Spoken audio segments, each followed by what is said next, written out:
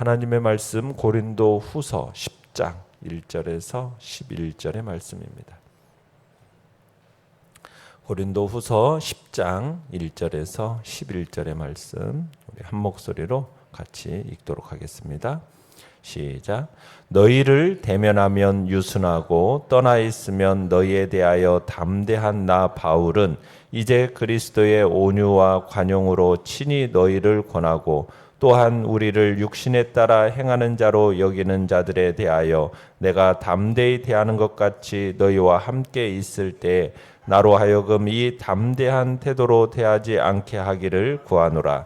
우리가 육신으로 행하나 육신에 따라 싸우지 아니하노니 우리의 싸우는 무기는 육신에 속한 것이 아니요 오직 어떤 견고한 진도 무너뜨리는 하나님의 능력이라. 모든 이론을 무너뜨리며 하나님 아는 것을 대적하여 높아진 것을 다 무너뜨리고 모든 생각을 사로잡아 그리스도에게 복종하게 하니 너희의 복종이 온전하게 될 때에 모든 복종하지 않는 것들을 벌하려고 준비하는 중에 있노라. 너희는 외모만 보는도다. 만일 사람이 자기가 그리스도에게 속한 줄을 믿을진대 자기가 그리스도에게 속한 것 같이 우리도 그러한 줄을 자기 속으로 다시 생각할 것이라. 주께서 주신 권세는 너희를 무너뜨리려고 하신 것이 아니요 세우려고 하신 것이니 내가 이에 대하여 지나치게 자랑하여도 부끄럽지 아니하리라. 이는 내가 편지들로 너희를 놀라게 하려는 것 같이 생각하지 않게 함이라.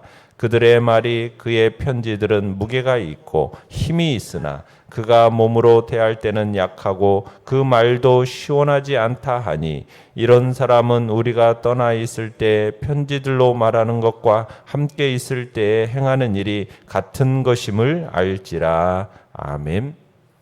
오늘 말씀의 제목은 견고한 진을 무너뜨리는 능력이라는 제목으로 말씀을 나눕니다. 바울은 고린도후서 지금 10장에서부터 13장에 걸쳐서 자신의 그 사역과 사도권을 공격하는 이 거짓 사도들에 대해서 자신을 변호하는 글을 쓰고 있습니다. 당시 바울은 고린도 교회의 이 대적자들로부터 비겁하고 비천하고 떠나 있으면은 용맹한 사람이라는 비난을 받고 있었습니다. 그들은 바울은 신실하지 못하고 또 종이 호랑이 같은 그런 사람이라고 혹평을 했던 거죠. 여기에 또 바울의 마음을 더욱 아프게 했던 것은 뭐였느냐면 대적자들의 이런 거짓된 말에 동조하는 성도들이 생겨났다라는 것입니다. 이건 바울에게 참 견디기 어려운 고통을 가져다 주었어요.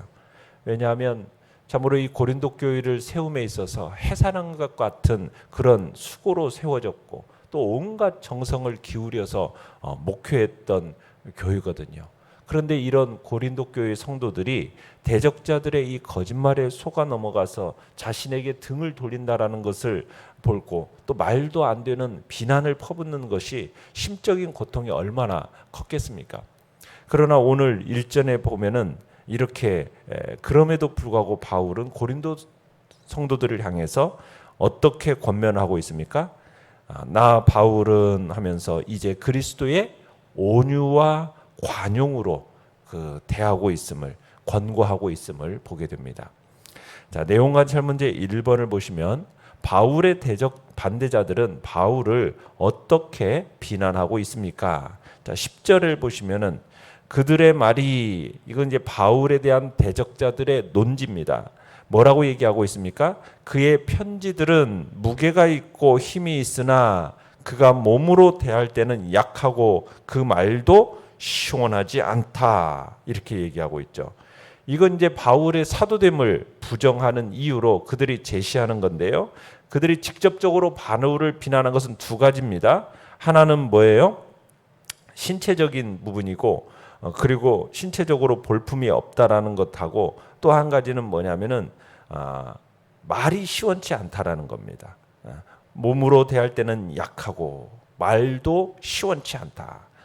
그러니까 사도라는 것은 주님께서 직접 부여하신 직임입니다.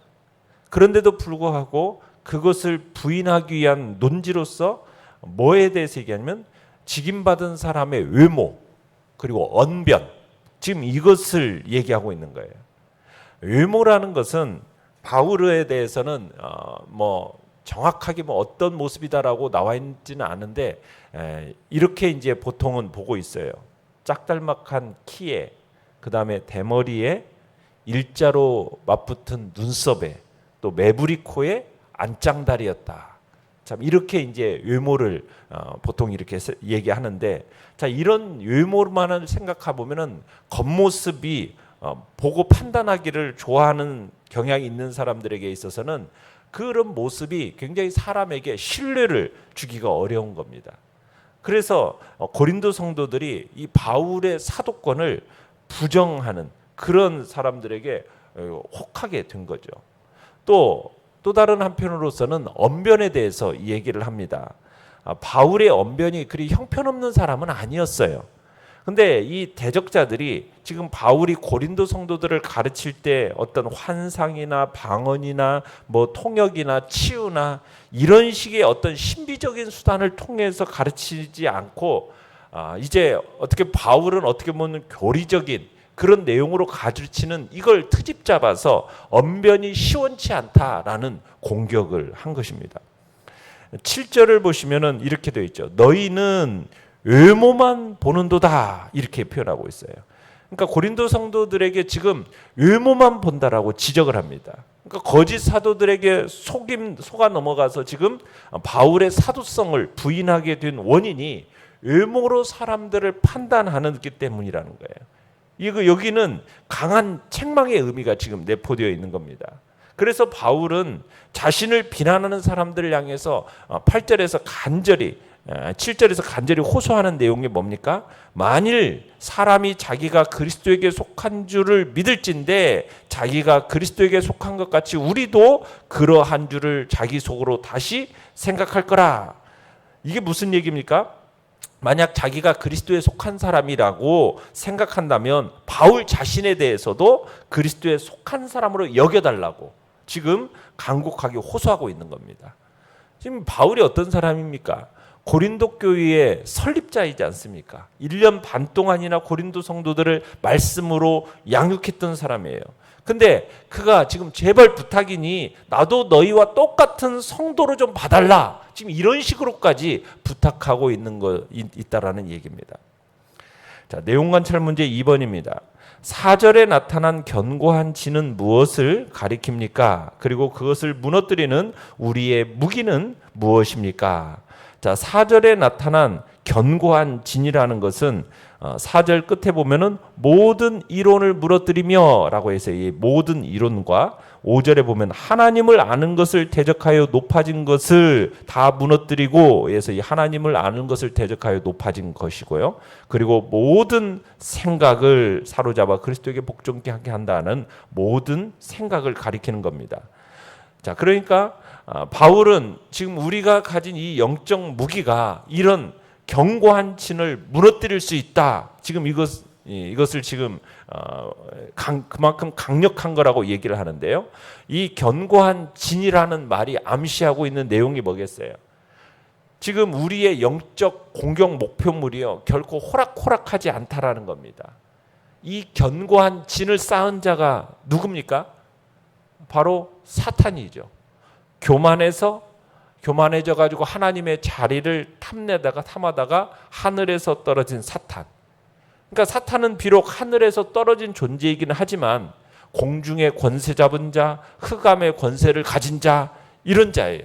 그러니까 이 권세로 예수 그리스도의 그 영적인 군사인 우리 성도들을 대적하고 있는 겁니다. 그러니까 사탄은 지금 문화, 정치, 경제, 언론, 교육, 과학, 종교 이런 다양한 것들을 다 사로잡아 가지고 다양한 방법으로 지금 동원해서 성도들을 공격하고 있는 겁니다. 자, 그래서 이 그리스도인의 싸움의 투쟁은 단순히 혈과 육으로 하는 투쟁이 아니라는 거예요. 이 영적인 투쟁으로서 지금 선과 악, 진리와 오류 사이의 투쟁인 겁니다. 이런 영적 투쟁을 수행하는 군사들에게 필수적으로 요구되는 게 무엇이겠습니까? 싸우는 무기가 필요하겠죠. 싸우는 무기. 이런 영적 투쟁을 수행하는 데 있어서 무기는 결코 이게 육체적인 것이 될 수가 없는 겁니다. 영적 투쟁을 수행하고 또 그 싸움에서 승리하기 위해서 필요한 무기는 앞에서 얘기하는 것지만 하나님 앞에서 견고한 진도 무너뜨리는 하나님의 능력입니다. 하나님의 능력. 그러니까 영적인 투쟁에서 지금 무기는 영적인 거고 이건 하나님하고 밀접한 관계를 맺고 있는 거예요. 그리고 이 영적인 무기는 신적인 능력이 있는 거죠. 자, 어떤 무기이겠습니까? 바로 우리가 에베소서 6장에서 나오는 것처럼 전신갑주를 취하라 하면서 그 전신갑주가 뭐였죠? 진리, 의, 평화의 복음, 믿음, 구원, 그리고 성령의 검인 하나님의 말씀. 이게 사탄과의 영적 전쟁에서 승리하기 위해서 하나님으로부터 말미암는 영적인 무기인 겁니다. 우리가 이 무기를 사용해야만 한다는 거예요. 우리가 늘 영적으로 깨어서 이 사탄의 공격에 대비해야만이 하나님의 이 전신갑주로 무장하고 있어야 된다는 거예요. 우리가 전신갑주로 무장하고 깨어있기만 한다면 능히 이 공격을 물리치고 승리할 수가 있다라는 것을 우리에게 얘기하고 있는 겁니다. 자, 연구와 묵상 문제 3번입니다. 우리를 육신에 따라 행하는 자로 여기는 자들 2절에 그렇게 되어 있죠. 또 10절에 보면 그들, 또 11절에 보면 이런 사람. 자, 누구를 지칭하는 내용입니까? 지금까지 얘기한 것처럼 바울의 대적자들입니다. 자, 이 대적자들은 고린도 교회에 침투한 거짓 사도들로서 바울을 악의적으로 모함하고 자신들의 유익을 위해서 고린도 교인들과 지금 바울 사이를 이간시키는 자들이 바로 여기서 지칭하고 있는 사람들입니다. 이 사람들은 고린도 교회에 침투한 거짓 사도들로서 바울이 지니고 있는 온유함을 연약함이라고 얘기하고 관용을 비겁이라고 얘기하고 신중함을 우유부단이라고 얘기하는 악의적으로 곡해하고 있는 사람들이 바로 이 사람들이라는 거죠. 결단과 적용 4번입니다. 하나님께서 바울에게 사도의 권위를 주신 것은 사람들을 파괴하고 끌어내리기 위함이 아니라 사람들을 세우기 위함이라고 말하고 있습니다. 나의 모습은 어떻습니까? 8절에 바로 그런 내용이 있죠. 주께서 주신 권세는 너희를 무너뜨리려고 하신 것이 아니요 뭐 하는 것이다? 세우려고 하신 것이다 라고 얘기하고 있습니다. 그러니까 바울은 자신이 고린도 성도들로 지금 말씀 안에 온전히 서가도록 하기 위해서 자신이 부름을 받았다라는 거 얘기하고 자신은 그 일에 어떻게 했다라는 거예요? 충실했다라는 거예요. 그래서 8절에서 그것을 내가 자랑한다라고 얘기합니다. 자랑한다. 그러니까 자기의 직임에 충실한 것에 대해서 내가 지나치게 자랑하여도 나는 부끄럽지가 않다. 이렇게 말을 할 수가 있었던 거예요. 자신에 대한 어떤 자신의 부르심에 대해서 흔들림 없는 확신이 있었고 그 일을 성실하게 감당한 사람으로서 지금 이렇게 고백할 수 있었던 겁니다. 그러니까 하나님의 이 부르심은 여러분 바울에게만 있는 것일까요? 그게 아니라는 거죠. 우리에게도 동일한 부르심이 있는 것입니다. 우리는 하나님의 거룩한 백성으로 부르심을 받았습니다. 우리는 하나님께 부르심을 받아서 하나님의 자녀가 되는 권세를 부여받았습니다.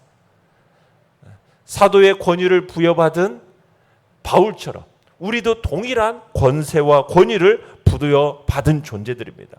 만왕의 왕이신 하나님의 자녀가 되었다라는 일, 이게 얼마나 우리는 또한 자랑스러운 일입니까? 그러면 우리 또한 이제 부르심을 받은 자답게 우리도 뭘 해야 하게 되는 겁니까? 사람들을 무너뜨리기 위해서, 끌어내리기 위해서 그들을 비난하는, 여러분 우리는 그런 삶을 살아가는 게 아니라 말씀으로 그 사람들에게 말씀대로 세워나가는 일이 우리의 해야 할 일이라는 거죠.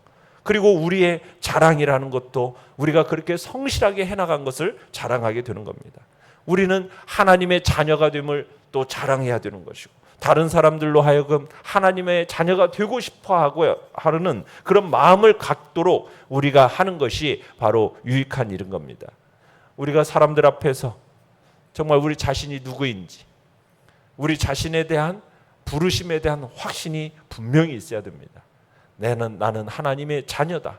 하나님의 거룩하게 부르심을 입은 자라는 분명한 확신 속에서 그것을 자랑하고 또 다른 이들에게 이제 우리의 자랑거리로서 진리의 말씀으로 저들을 세워나가는 우리가 주님 안에서 그런 복된 자리에 우리 모두가 있기를 바랍니다. 결단과 적용 5번입니다. 다빈치 코드라는 책이 세간에 많은 화제와 논란을 일으켰던 적이 있습니다. 이 책은 기독교의 기본 진리를 공격하며 위협했죠. 이 같은 하나님을 아는 것을 대적하며 높아진 것, 곧 견고한 진을 파하기 위해서 내가 구체적으로 할 수 있는 일은 무엇입니까? 자, 모든 이론을 무너뜨리고 4절부터 5절에 보면 그죠? 모든 이론을 무너뜨리며 하나님 아는 것을 대적하여 높아진 것을 다 무너뜨리고 모든 생각을 사로잡아 그리스도에게 복종하게 하니. 여러분, 이 말씀으로 여러분 앞으로 일어날 모든 일로 인해서 우리가 흥분됨을 감출 수가 없어요. 왜요? 복음 앞에서는 모든 이론, 하나님을 대적했던 모든 것들, 이 모든 것들이 어떻게 된다는 거예요? 완전히 무너지게 되어 있다는 거예요. 여러분, 이 사실 하나만으로도 우리는 감격하는 겁니다. 여러분, 아무리 높이 쌓여졌던 바벨탑도 어떻게 됐어요? 결국에는 다 무너졌어요. 지금 오늘 우리가 살아가는 이 시대가 그렇죠. 가정에서, 학교에서, 직장에서, 사회, 민족, 국가, 세계 등지에 지금의 바벨탑들이 끊임없이 지금 쌓아져 가고 있어요. 그런데 결국 이것은 어떻게 될 거라는 겁니까? 반드시 무너질 것입니다. 아무리 건재함을 자랑한다 할지라도, 하늘을 찌를 듯이 높이 올라간다 하더라도 그 바벨탑은 한순간에 무너지게 될 것입니다. 그 무너진 바벨탑, 지금 흔적도 없이 사라졌고 찾을 수도 없잖아요. 하나님처럼 높아지려고 했던 그 모든 것들이 결국에는 모든 것들이 그 의미를 잃고 주님 앞에 무릎을 꿇을 날이 올 것입니다. 우리는 그날을 믿습니다. 그날을 믿기에 오늘 우리는 어떻게 살아야 되겠습니까? 정말 아까도 얘기한 것처럼 영적으로 깨어 있어야 되고, 정말 사단의 공격에 대비해서 하나님의 전신갑주로 무장을 해야 할 것입니다. 우리의 궁극적인 싸움의 대상은 강력한 것이 사실입니다. 너무나도 강력해서 이게 과연 무너질까라고 여겨지지만, 여러분, 우리가 하나님의 전신갑주를 무장하고 깨어있기만 한다면 능히 그 공격들을 물리칠 수 있고 승리할 수 있으며, 결국 이야기에서 얘기한 것처럼 모든 것들은 다 무너지게 될 것입니다. 오직 하나님, 그분만이 홀로 영광을 받으실 그날이 오고 있음을 우리는 믿고, 주님 앞에서 우리가 해야 할 일이 무엇인가, 영적으로 정신적으로 주님 앞에서 전신갑주를 무장하면서 넉넉히 주의 싸움에 동참하는 자들로 우리 모두가 있기를 간절히 바랍니다. 오늘의 기도 같이 읽겠습니다. 시작. 주님, 제가 영적 전쟁의 용사로 준비되어 당신을 위한 싸움에 동참하게 하옵소서. 아멘. 말씀을 생각하면서 기도하시고요. 연약한 우리의 지체들을 위해서 기도해 주시며, 지금 올라오고 있는 태풍으로 또 많은 이들 또 고통 속에 빠질 여러 환경들이 주어지는데, 하나님 이 땅을 긍휼히 여겨 주시고 주의 백성들을 긍휼히 여겨 달라고 하나님의 긍휼과 자비를 구하면서 이 시간 주여 우리 세 번 부르짖며 나가겠습니다.